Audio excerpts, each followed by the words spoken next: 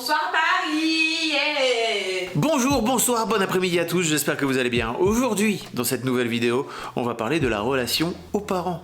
Mais pas n'importe comment. Non, je te promets. On va discuter ensemble de ce que tu dois à tes parents ou de ce que tu ne dois pas. Je m'appelle Fabrice Florent, j'ai 44 ans et sur cette chaîne YouTube, je vous raconte ce que j'aurais aimé apprendre à l'école et qu'en fait l'école m'a pas du tout appris et que j'ai dû apprendre par moi-même dans la vie. Donc voilà, tant qu'à faire, autant vous le transmettre. Allez, tout de suite. Générique jingle.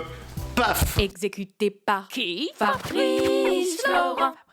Alors cette semaine, je voudrais vous parler d'un truc qu'on m'a dit il y a 20 et quelques années de ça, qui m'a bouleversé et qui en même temps m'a changé totalement la vie. Voilà, c'est assez simple, je vais vous le dire, vous allez l'entendre, vous allez le digérer et puis après on en reparle, ok? Tu ne dois rien à tes parents, voilà.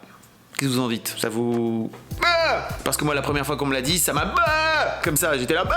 Non mais non, pas possible. Je me suis tellement battu. Je vous raconte un peu l'histoire. C'est mon ami Denis, qui avait 15 ans de plus que moi, qui était à la fois mon chef, il allait devenir mon mentor, et puis une forme de figure paternelle aussi pour moi, qui m'a dit quand j'avais entre 20 et 25 ans, on était en train de déjeuner tranquillement, et je sais plus, je lui parlais du fait que je devais aller chez mes parents ce week-end, et qu'en fait j'avais pas envie d'y aller. Et il m'a dit, mais pourquoi t'y vas alors? Je lui dis, parce que c'est comme ça, pour leur faire plaisir. Mais en fait, il me dit, mais ça te fait pas plaisir? Je dis, non, en fait ça me saoule un peu, en ce moment c'est compliqué entre nous, nani nana. Il me dit, t'as qu'à pas y aller. Je dis, mais si, je leur dois bien ça. Il m'a dit, mais non, tu dois rien à tes parents. Et là j'ai fait, mais non, comment, quoi? Mais pas du tout, jamais. D'où il sort ça, lui, que je dois rien à mes parents? J'étais en colère contre lui qui m'ait dit ça. Et après coup, j'ai... Wow. Holy shit.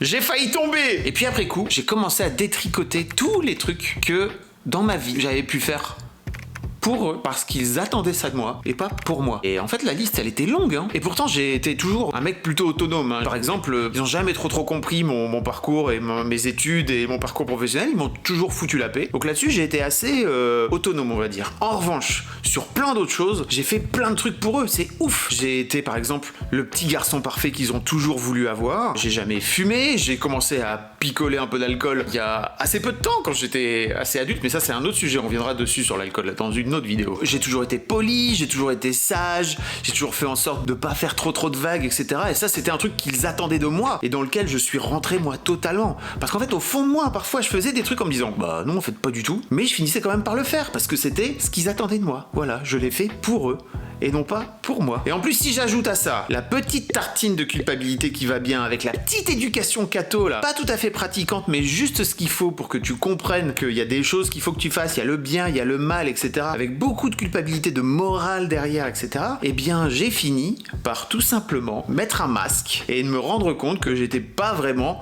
le mec que je voulais être. C'est ouf, hein. Et en fait, tout ça, suite à cette réflexion notamment de mon pote, de Denis, je me suis rendu compte que ça a pris du temps, hein. C'était pas du jour au lendemain, c'est pour ça que je te le partage là, comme si c'était un chemin qu'il fallait faire direct, mais non, ça prend du temps. Écoute ce que je suis en train de te dire et prends le temps de le digérer. Et vraiment, ça a pris plusieurs années, et je continue d'ailleurs à le faire, mais il y a toujours ce truc de j'étais pas comme ça parce que je le voulais, mais parce qu'en fait, ils attendaient ça de moi. Donc il y avait un peu un truc de juste retour, de loyauté aussi, un peu mal placé, voire même parfois par obligation, parce que c'est comme ça et c'est pas autrement. Il faut que tu sois comme ça avec tes parents. Voilà. Et en fait, quand j'ai entendu la première fois cette phrase de Denis, j'ai d'abord lutté très fort. Je me disais, non! Pourquoi tu fais ça? Non, pourquoi tu dis ça? Terrible! Et en fait, je me suis rendu compte que cette lutte-là, interne, c'était tout simplement mon ego, hein, que j'avais construit aussi grâce à toutes ces années, et qui me disait, mais tu ne peux pas te séparer de cette image que tu as construite depuis des années. C'est toi! Tu es comme ceci, tu es comme cela, tu es... Non, mais non, en fait, pas du tout. Je suis pas comme ça, en vrai. Il y a plein de choses que je refuse dans les trucs que je me suis obligé à faire. Denis m'a dit un autre truc à ce moment-là, il m'a dit, mais est-ce qu'à un moment donné, t'as demandé à venir au monde? Et là, j'ai fait...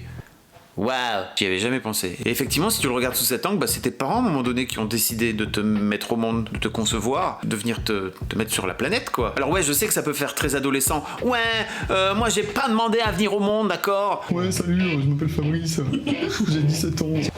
Mais d'un autre côté, c'est une réalité. Si tu le regardes de façon un peu objective, clairement, c'est leur responsabilité d'avoir peut-être mis au monde, quoi. T'avoir conçu, je veux dire. Donc comment on fait? En fait, pour moi, il y a avant tout faire cet exercice-là par rapport à soi, par rapport à ses propres parents, de c'est quoi les trucs que j'ai pu faire qui me ressemblent pas vraiment et que j'ai fait par loyauté pour eux. Je vous invite d'ailleurs à aller écouter cet épisode dans Histoire d'argent avec Christian Junot, qui parle de ça, qui parle de faire cet exercice de déloyauté vis-à-vis de ses parents, parce que effectivement, souvent, notamment sur l'argent, il y a énormément de comportements qu'on peut avoir par pure loyauté avec ses parents. C'est un exercice très simple qui permet juste de réfléchir 2 secondes à qui on est, pourquoi on fait ça au fond, et d'aller réfléchir un petit peu d'introspection, quoi, tout simplement. Je vous mets le lien dans la description de cet épisode d'Histoire d'argent, je vous invite vraiment à aller l'écouter, c'est passionnant. Et alors attention, le truc c'est que souvent on met déloyauté, ou en tout cas le fait de ne rien devoir à ses parents, en face de tu ne les aimes pas.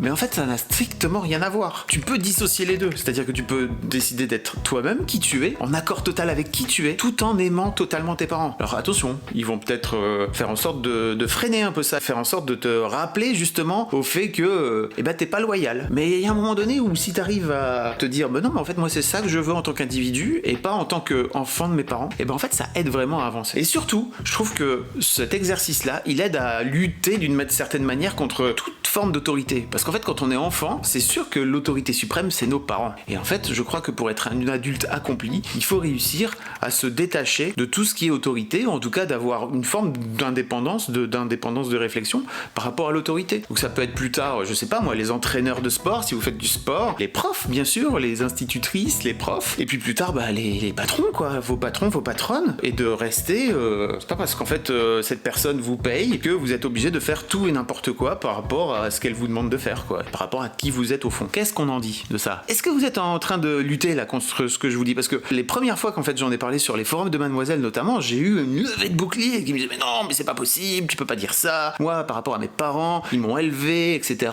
Aujourd'hui, je dois m'en occuper parce qu'en fait ils sont malades. Mais bien sûr, le fond du fond, c'est est-ce que tu le fais parce que tu le dois ou alors par amour pour eux?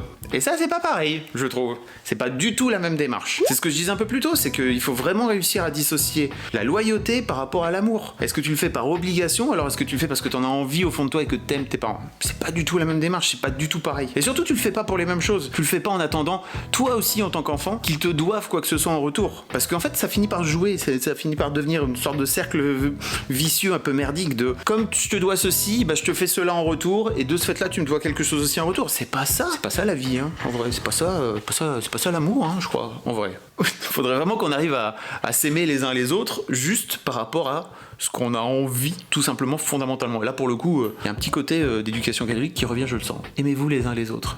Mais en échange de quoi? Eh bien de rien, tout simplement. Juste parce qu'en fait on en a envie. Mais pour ça, il faut être libre. J'ai un autre exemple à vous donner qui est dans l'autre sens. C'est avec mon enfant personnel. L'un de mes... Non, enfin.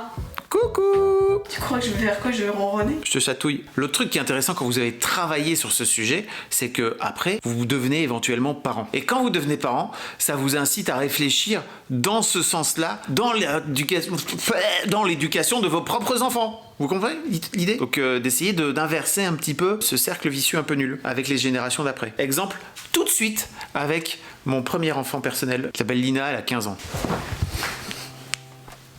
Ça va? Ouais, j'ai l'impression que je viens de me réveiller. C'est le milieu de l'après-midi, tout à fait. Mais on appelle ça l'adolescence. Pas plus tard qu'il y a quelques mois. Il s'est passé un truc assez fabuleux. J'avais proposé à Kim, à la sœur de Lina, de venir en vacances avec moi, tous les deux. J'avais pas proposé à Lina. Et Lina est donc venue un jour me voir en me disant... Je comprends pas pourquoi moi aussi je peux pas venir et tout.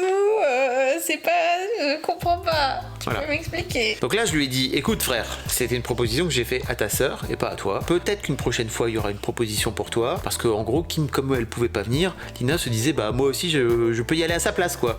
Niet, no possible. C'était que pour Kim. Et là, tu arrives et tu me dis... C'est pas juste. T'as pas dit que c'est pas juste. T'as dit, écoute papa, il y a quelques mois, Kim voulait plus venir à Paris me voir, n'est-ce pas? Et toi, t'es venue toute seule. Et tu m'as dit, moi je suis venu quand même, frère. Oui, tu m'as dit que j'étais pas obligée de venir et que je faisais comme je voulais. Et que je devais pas venir pour toi, mais que je devais venir pour moi et parce que ça me faisait plaisir de venir. Voilà. Qu'en gros, c'est pas parce que tu venais que tu devais attendre quelque chose en retour et que si tu venais me voir en attendant un truc en retour du genre, peut-être que s'il y a moyen de moyenner un truc en échange, ça sera cool. Mais c'est pas ça la vie. Non. Est-ce que t'as l'impression que tu me dois des trucs? Le respect? Même pas. Bah alors non, pas grand-chose. En fait, tu me dois le respect, mais tout comme tu dois le respect à n'importe quel être humain, quoi. Oui. Mais c'est pas parce que je suis ton père que tu me dois le respect. Ah, bah rapport au fait que tu sois mon père, bah... Si je te respecte, respecte-moi. Si tu me respectes pas, bah t'es pas obligé de me respecter. Non, je crois que je te dois rien. J'ai pas vraiment décidé de naître, donc c'est ta responsabilité Tout à fait. d'avoir fait un enfant. Oui, tout à fait. Je n'ai pas validé cette décision. Yes, papa.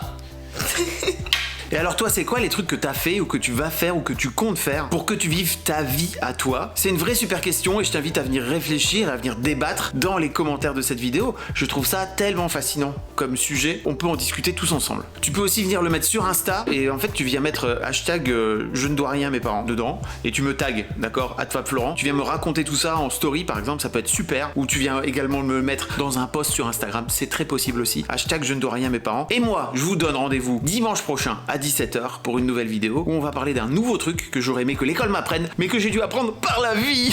C'est sinon, je suis très content de vous le partager aujourd'hui, quoi. Ça fait plaisir. Des bisous tout le monde, salut. Est-ce que j'ai tourné avec ça tout le long?